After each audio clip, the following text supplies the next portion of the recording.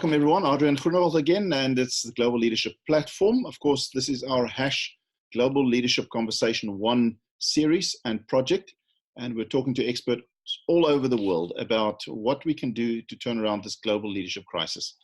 And I've got someone special all the way from Canada, Montreal, Steffan Surdek. Is that right? Do I say your surname right, Steffan? Yes, that's perfect. Thank you very much, Adrian. Okay. He's a professional speaker, author, and leadership coach, and has been doing it for many years. Would have a strong view on the two specific questions that we pose to leaders as part of this project. We look forward to the future conversation 2 and 3, but we need a global conversation about the leadership crisis. So Steffan, welcome. It's good to have you on board. Of course, the first question, the standard question is, what is the most important quality or attribute we need to develop or awaken or improve in leaders if we are going to turn around this global leadership crisis? I have more than one answer. I have two, so I'll give you both of my answers. The first one, I believe, is becoming more aware as leaders, being more self-conscious. I think that right now, when you look at leaders in the workplace, and when, often we mix the conversation between leaders and management teams. For me, leaders is more than just managers, more than just a leadership team, for example. But inside organizations, I find that sometimes we make decisions for business reasons and business reasons only. And we forget to bring a little bit more consciousness, love, empathy to how we're making those decisions. Like, the easy example I like to give is when we talk about layoffs. If we brought a bit more love and a bit more consciousness to our way of leading inside a company, we'd start thinking a whole lot more of what is the impact on these people that we're letting go. Do we want to let them go, or can we find another way to make things work? And I think part of that awareness is missing in companies. Everything I find is about numbers, about meeting numbers, meeting dates, and sometimes, I think it creates a false sense of urgency. Okay, so more self-conscious is the one that you mentioned. Yeah, the second one is for leaders to be more co-creative with their teams. So for leaders to be able to share the leadership space with their teams, to be able to be a voice among many in the conversation, so that you're not the leader that speaks last, because if you speak last, then everyone just does whatever you said and you ended up just having the last word anyways. How do you unleash the leaders around you, not feel threatened by people with leadership skills around you? How can you work in a more systemic way inside your organization to understand what are people talking about, what are they not talking about, what do we need to inject inside the system to start to bring about change? So being a leader from a place of more emergence than command and control is part of what I'm saying here. Okay. So more self-conscious, more co-creative. Did you mention more self-conscious first, because it's a little bit more important than more co-creative? For me, they're kind of equal to a certain extent. Like, when I work with management teams in my consulting practice and in my coaching practice, when I talk about conscious leadership, it's about why are you making this decision? So for example, if we've had a meeting going on once a week for months and we see that this meeting isn't working for us anymore, can we make the conscious choice to say, this is not working for us, let's just stop doing it, versus letting it disappear in the night and pretending as if it never happened? And just that is already a different sense of consciousness and awareness. And just saying, this doesn't serve a purpose anymore, why are we doing this, let's do this instead. I think that's missing in companies right now, that kind of conversation. All right. I was thinking just now, the leaders shouldn't have the last say, you mentioned, but also if they have the first say, then everyone just simply echoes what they say. So you've got to time it really well as a leader, don't you? Well, and that's why I'm saying, how can you be a voice among many inside the conversation and share the leadership space? Because a good leader also needs to know when to be a follower. It's not always about being in front. Sometimes it's about seeing, okay, Adrian's got this. I'll be behind him. I'll support the conversation. I'll help things happen, but I don't need to be in front because someone else is in front right now. So, I think sometimes there's a paradigm inside organizations where there's some leaders right now that I work with that are very uncomfortable because they say, I have to speak last.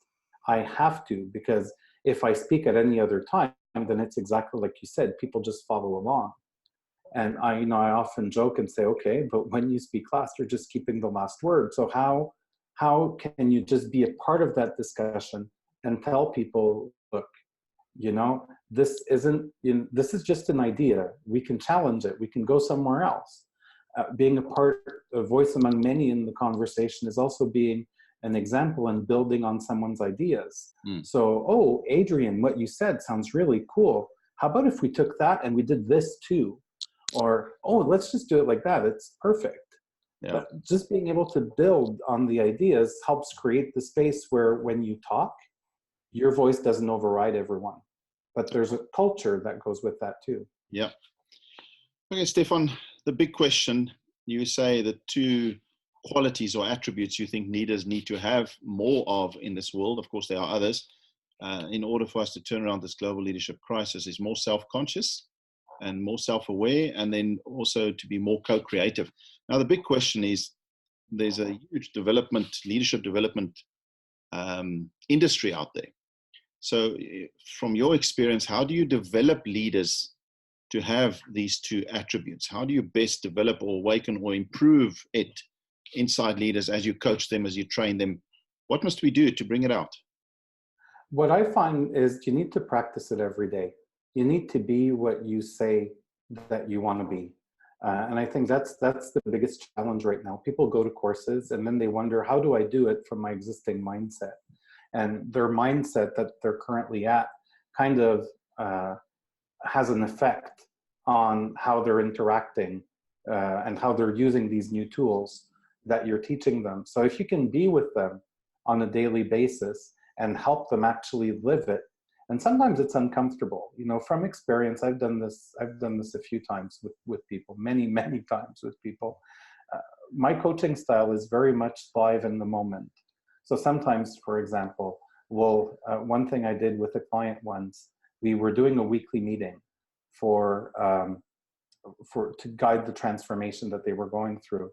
And I was using that meeting as a practice ground for the management team to learn to play well together and to learn to play nice and to collaborate and to be the team that they want their teams to be. And in one meeting, what I did is I started calling everything that I saw. So if I saw someone, roll their eyes when someone else was talking, I go, Adrian, why did you do that? And I started making them more aware of what was going on and everything that they would see but kind of ignore. And I did that for 2 meetings straight, where I'd call everything. Why did you sigh like that? Do you not believe in what's being said? And I'd kind of draw people out and it would be really uncomfortable. But after doing it for 2 weeks in a row, the 3rd week I stopped and I didn't do it anymore. And then at the break, there's someone that came to see me and said, did you see when Adrian did this? So, yeah, I saw it. You saw it too. That's cool. Why didn't you do anything about it? And we ended up in a discussion around, well, I kind of don't know what to do. Okay, let me teach you. And, it kind of opened the space for a coaching moment. And the next time I saw it happen and I saw the person kind of smile and look at me like, okay, I saw it again. I looked at the person and I said, hey, don't you have something to say right now? So we kind of both smiled and he stepped into it and tried it out. That's about how do you create a safe space too for people to learn? Because when you want to learn, we try to be very perfect inside companies. We can't make mistakes. We don't allow ourselves to make mistakes. But I find kind of the irony in all that is when you look at the best batters in baseball, the best hitters in baseball, they hit for 300, 350. So they hit 1 ball out of 3 and they're doing great. So why do we need to bat 100 when we're inside companies? I don't get it. Good point. I mean, yeah, we don't have a lot of, we hear leaders say we must allow space for mistakes so that people can reach out and do their best and not be scared and so on. But actually we don't necessarily want that. Yeah, good point. And I think it's because we look at it the wrong way too. We look at it as if We're giving you the right to make a mistake. Yay, good for you. But it's not about the right to make mistakes. It's more about developing a learning culture, developing a culture that, you know, kind of puts in front the importance of learning something. We're doing this experiment because we're trying to learn this. So whatever the conclusion, good or bad, it's not a mistake. We did it because we wanted to learn. Based on what we learned, what do we do now? So again, those are things that you need to work with people in the moment. Those are things that leaders need to actually practice on themselves before they need to bring it to their teams. And I think some of the tools that I teach in some of my courses is a lot like that. I tell them, don't even try it with your team till you've tried it 2-3 times with yourself. And if you're not willing to try it 2-3 times with yourself, it's probably not a tool you want to present to your team and inflict on them, because you won't be able to help them. You haven't lived through it. You haven't tried it. You don't know what's hard by doing this. You don't know what's easy by doing this, what's normal, what's not. So you have to practice, and you have to find the spaces where you feel safe to practice. Okay. Steffan Surdek, professional speaker, author, and leadership coach all the way from Canada, Montreal. Thank you for getting your voice out there. Thank you for answering our 2 questions as part of our Global Leadership Conversation 1. And we're encouraging everyone out there to ask these questions of experts in their vicinity. We're now going to all corners of the world, and we're talking to people from different countries, experts like yourself, telling us how we can address the global leadership crisis. And you said more self-aware, self-conscious, and more co-creative, with some good comments on how to develop these specific attributes. Now you've got 30 seconds as we sign off. Totally different left field question. What makes Canada, Montreal such a wonderful place? Give your country a punt, give your city a punt if anyone wants to come visit. I find it's the culture. The culture is always what fascinates me in Montreal. We have a big mix of culture. We always have something going on, especially in the summer. There's so many festivals. And for people that are from Europe, like Old Montreal has such a beautiful European feel that it's really nice to go walk around Old Montreal. And you have some great shopping as well, and a lot of culture. I think the big attraction of Montreal, especially in the summer months, is everything that happens culturally here. Fantastic. Best time of year to visit? The best time of year. Typically, I'd say summer, fall is always good. Summer is the best because there's really a lot going on between June and August. There's a lot of outdoor festivals and nice places to see. Yeah, winter, it depends. If you like skiing, winter is perfect in Montreal. Around Montreal, you have a lot of ski hills. So it depends what the attraction is, what you want to come for. Steffan Surdek, thank you for sharing your expertise on leadership all the way from Canada, and also punting your country and your city. And we appreciate it. We look forward to the next conversation in the next few months. Thank you very much for having me, by the way, Adrian. I really appreciate the opportunity to do this with you. Sure. Thank you so much. Cheers. Thank you.